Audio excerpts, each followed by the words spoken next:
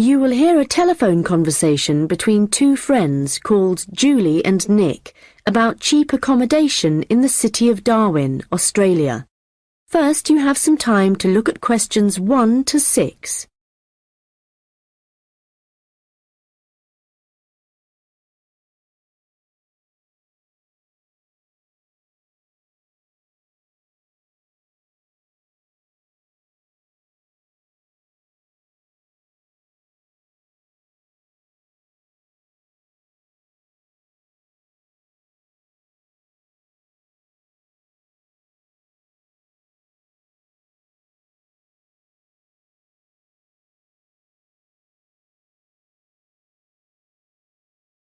Hi Nick, it's Julie.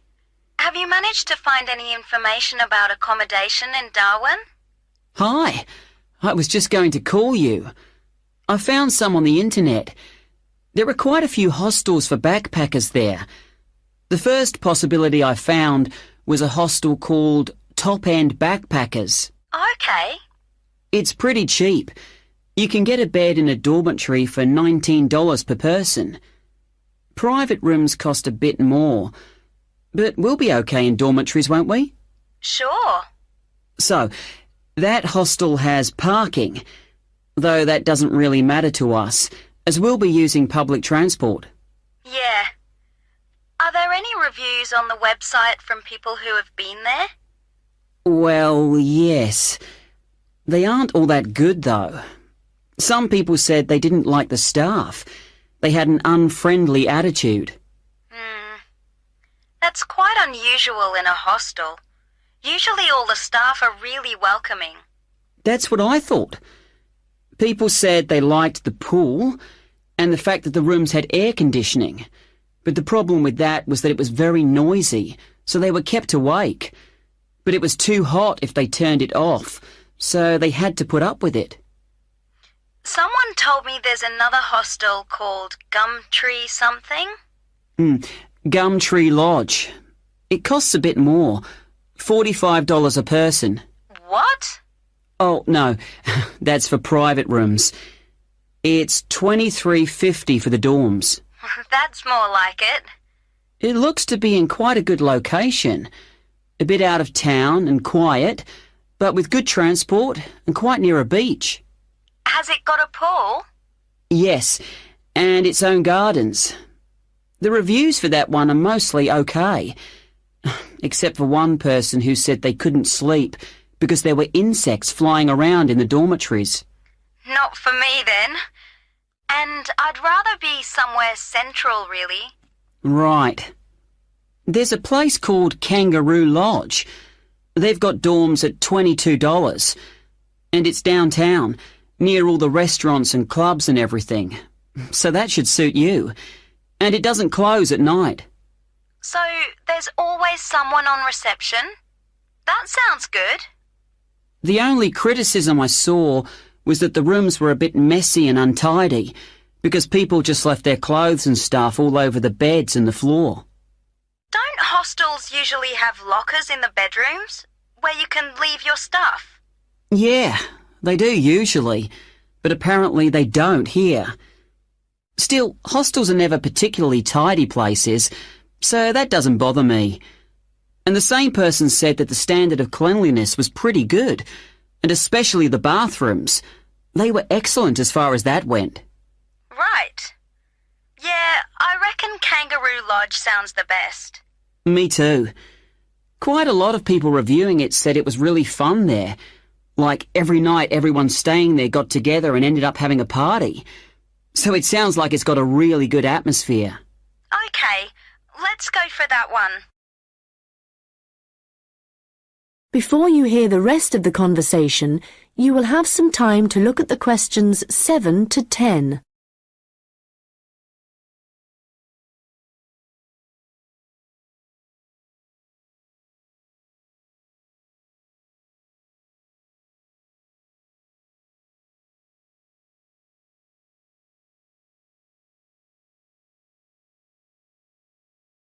Now listen and answer questions 7 to 10. Did you get the address of Kangaroo Lodge? Yes. It's on Shadforth Lane. Can you spell that? Shadforth.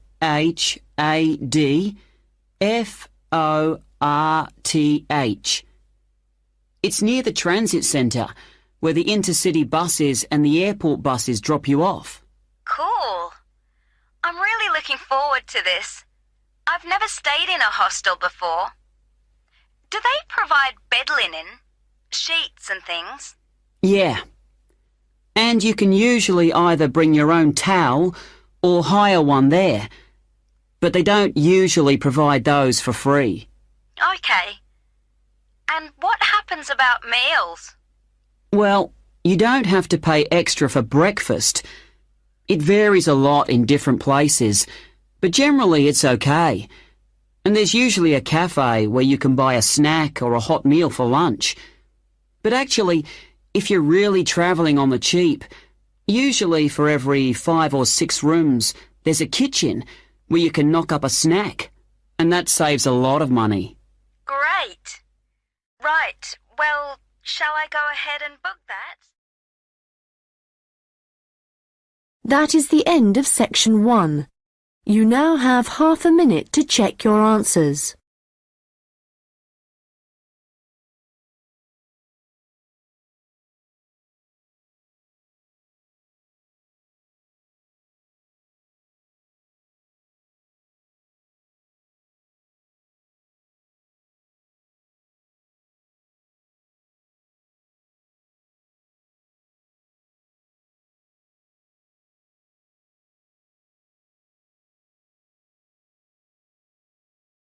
Now turn to section 2. You will hear a guide at an outdoor sculpture park talking to a group of visitors. First, you have some time to look at questions 11 to 16.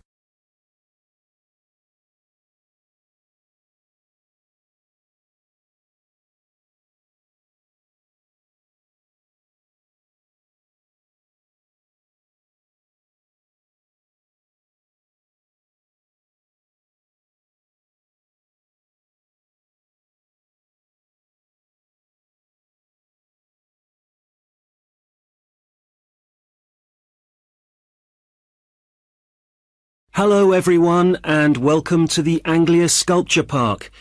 Right, well, the idea behind the sculpture park is that it's a place where works of art, such as large sculptures and carvings, can be displayed out of doors in a natural setting. As you'll have noticed when you drove here, most of the land around the park is farmland. The park itself belonged to a family called the De Quinces, who had made a lot of money from manufacturing farm machinery and who also owned substantial stretches of forest land to the north of the park. They built a house in the centre of the park, not far from where we're standing now, but this burnt down in 1980 and the De Quinces then sold the land. The Anglia Sculpture Park isn't the only one in the country. Several of the London parks sometimes display contemporary sculptures, and there are a couple of other permanent sculpture parks in England. But we're unique in that some of our sculptures were actually created for the sites they occupy here, and we also show sculptures by a wider range of artists than anywhere else in the country. For example, at present we have an exhibition by Joe Tremaine of what he calls burnt sculptures.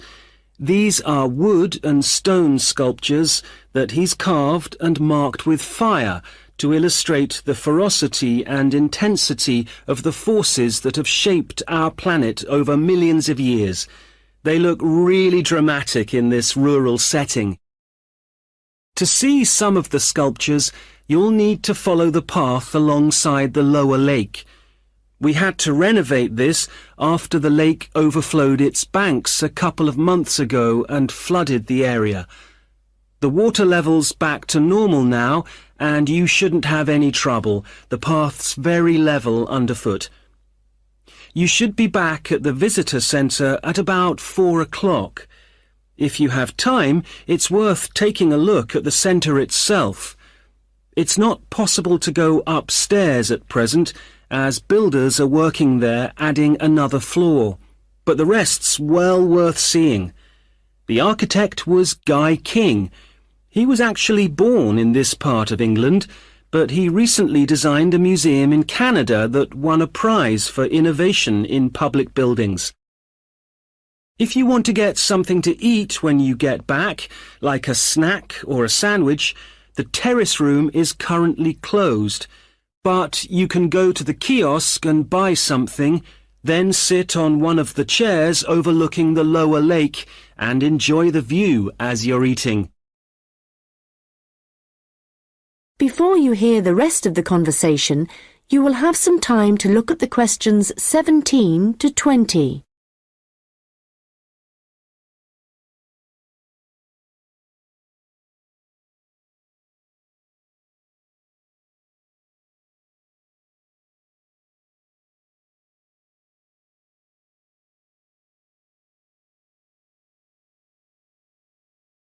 Now listen and answer questions 17 to 20. Now, let me just tell you a bit about what you can see in the sculpture park. If you look at your map, you'll see the visitor centre, where we are now, at the bottom, just by the entrance. Since we only have an hour, you might not be able to get right around the park, but you can choose to visit some of the highlights. You might like to take a look at the Joe Tremaine sculptures, which are displayed on this side of the upper lake, just behind the education centre and near the bridge. They're really impressive, but please remember not to let your children climb on them. One of our most popular exhibitions is the Giorgio Catalucci bird sculptures. They're just across the bridge on the north side of the lower lake. I love the way they're scattered around in the long grass beside the lake, looking as if they're just about to take to their wings. You could also go to the garden gallery. It's on this side of the upper lake. From the visitor centre, you go to the education centre, then keep on along the path and you'll see it on your right. There's an exhibition of animal carvings there which is well worth a look. We also have the Longhouse. That's quite a walk. From here, you go to the bridge and then turn left on the other side. Soon you'll see a winding pathway going up towards the northern boundary of the park. Go up there and you'll find it at the top. They have some abstract metal sculptures that are well worth seeing if you have time. OK, well, now, if you... That is the end of section 2. You now have half a minute to check your answers.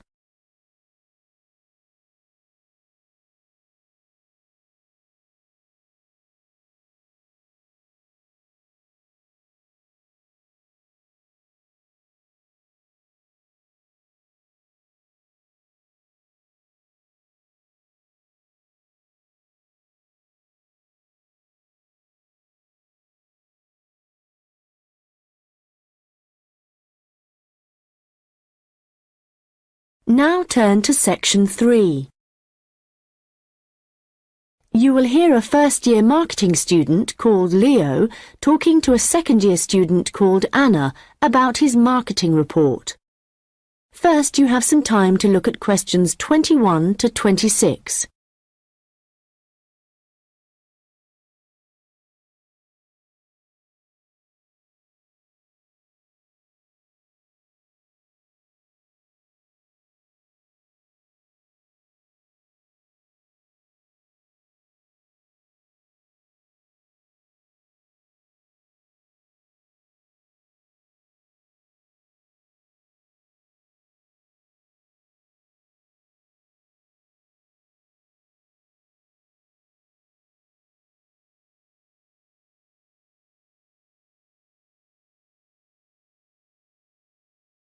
Anna, I wanted to ask you about my marketing report. I'm not sure about it. That's okay, Leo. So what do you have to do? Choose a product or service, then compare two organisations that produce it. I'm doing instant coffee. But haven't you got a weekend job in a clothing store? Why didn't you choose clothing? That was my first thought, because I thought it'd give me some practical examples. But when I searched for men's clothing on the internet, there were hardly any articles. So then I looked for coffee, and I found there were tons. Yeah, there are so many brands on the market now. OK, so how much have you actually written? I've done part 1 on economic and technological factors. I found some good data on technological changes, how in Australia fewer people are buying instant coffee because of cheap coffee percolators that they can use to make real coffee at home. But there's also a movement away from drinking coffee. Switching to things like herbal teas instead, because they think it's healthier. But that's not really to do with technology. It's more cultural. Anyway, for part 2, I'm comparing 2 instant coffee companies, Coffee Now and Schaffers, and I've made this table of products. Right. Let's see. So you've got the brand names and prices and selling size and descriptions. OK, the table looks good. You'll get marks for research there. Where will it go? In the section on the marketing mix, under product. Not in the appendix? No. OK, but it's too factual on its own. You need to add some comment in that section about the implications of the figures. Right, I'll do that. Now, I want to say that I think that Schaffers is more of a follower than a leader in the coffee industry. Now, I'm putting that in the section on market share. Does that seem okay? Let's see. So, you've begun by explaining what market share is, that's important. But you've got to be careful how you give that opinion. Do you think it should go in another section? Well, it's fine where it is, but you've got to back it up with some data, or they'll say your report lacks weight. OK. One thing I'm worried about is finding anything original to say. Well, since this is your first marketing report, you're not expected to go out and do interviews and things to collect your own data. You're just using published data. So the analysis you do might not throw up anything that people didn't know before. But the focus is more on how you handle the data. I mean, you might take something like a graph of sales directly from a website, but what makes your work original is the perspective you provide by your interpretation of it. Oh. You know, it's all so different from business studies assignments at school. It's really surprised me. What? How much research you have to do? I expected that. It's more, I knew exactly what I had to do to get a good grade at school. And I knew I'd be expected to go more deeply into things here. But I haven't got information on how the lecturer is going to grade my work, what he's looking for.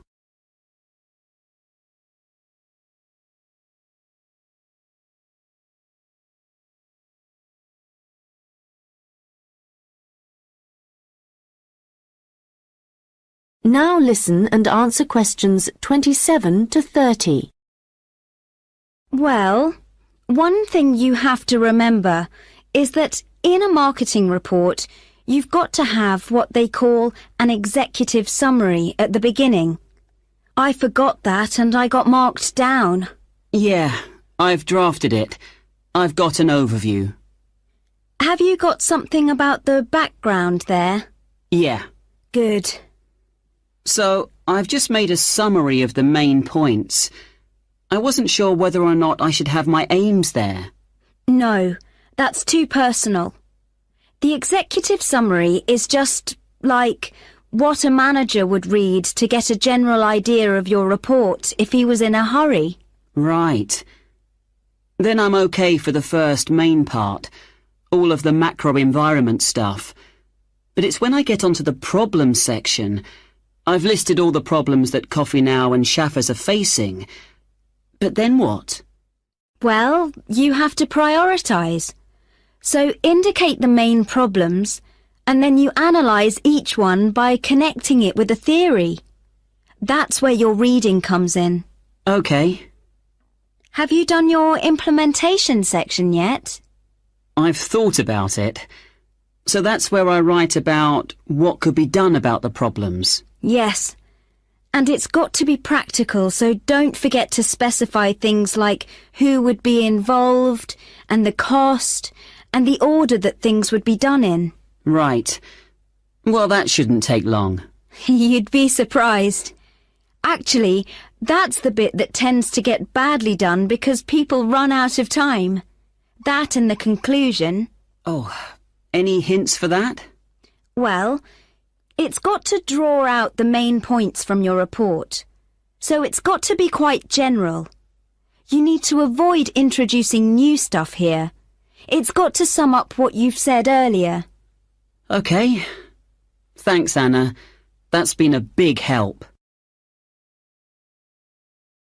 That is the end of section 3. You now have half a minute to check your answers.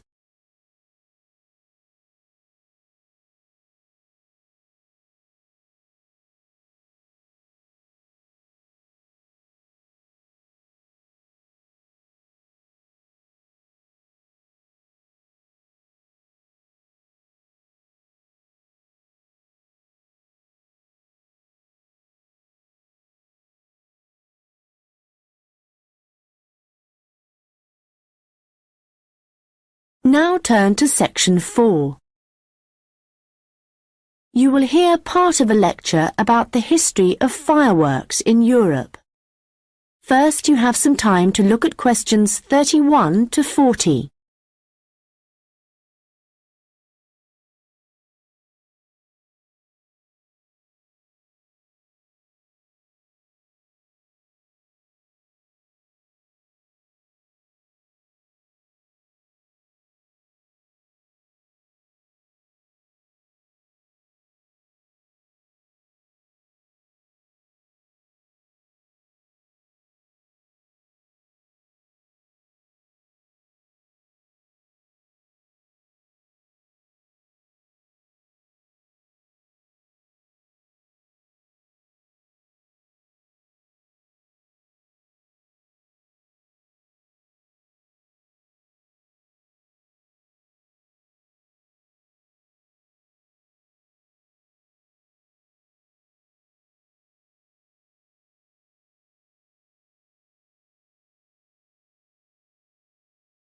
Now listen carefully and answer questions 31 to 40. An interesting aspect of fireworks is that their history tells us a lot about the changing roles of scientists and technicians in Europe. Fireworks were introduced from China in the 13th century. Up to the 16th century they were generally used for military purposes, with rockets and fire tubes being thrown at the enemy. But they were also sometimes a feature of plays and festivals, where their chief purpose was related to religion. By the 17th century, the rulers of Europe had started using fireworks as a way of marking royal occasions. Technicians were employed to stage spectacular shows which displayed aspects of nature, with representations of the sun, snow and rain. These shows were designed for the enjoyment of the nobility and to impress ordinary people. But fireworks also aroused the interest of scientists, who started to think of new uses for them. After seeing one firework display where a model of a dragon was propelled along a rope by rockets, scientists thought that in a similar way humans might be able to achieve flight, a dream of many scientists at the time. Other scientists, such as the chemist Robert Boyle, noticed how in displays one firework might actually light another, and it occurred to him that fireworks might provide an effective way of demonstrating how stars were formed. Scientists at the time often depended on the royal courts for patronage. But there was considerable variation in the relationships between the courts and scientists in different countries. This was reflected in attitudes towards fireworks and the purposes for which they were used. In London, in the middle of the 17th century, there was general distrust of fireworks among scientists.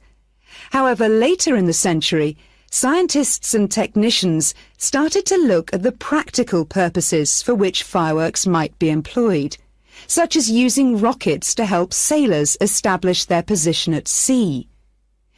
It was a different story in Russia, where the St. Petersburg Academy of Science played a key role in creating fireworks displays for the court. Here, those in power regarded fireworks as being an important element in the education of the masses, and the displays often included a scientific message. Members of the Academy hoped that this might encourage the royal family to keep the Academy open at a time when many in the government were considering closing it. In Paris, the situation was different again. The Paris Academy of Sciences played no role in staging fireworks displays. Instead, the task fell to members of the Royal Academy of Painting and Sculpture. As in Russia, the work of the technicians who created the fireworks was given little attention. Instead, the fireworks and the spectacle they created were all designed to encourage the public to believe in the supreme authority of the king. However, science was also enormously popular among the French nobility, and fashionable society flocked to demonstrations such as Nicolas Lemery's display representing an erupting volcano.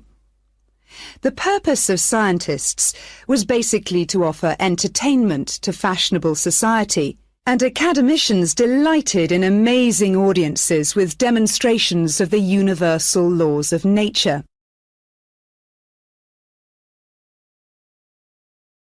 In the course of the 18th century, the circulation of skills and technical exchange led to further developments. Fireworks specialists from Italy began to travel around Europe, staging displays for many of the European courts. The architect and stage designer Giovanni Servandoni composed grand displays in Paris, featuring colourfully painted temples and triumphal arches. A fireworks display staged by Servandoni would be structured in the same way as an opera, and was even divided into separate acts.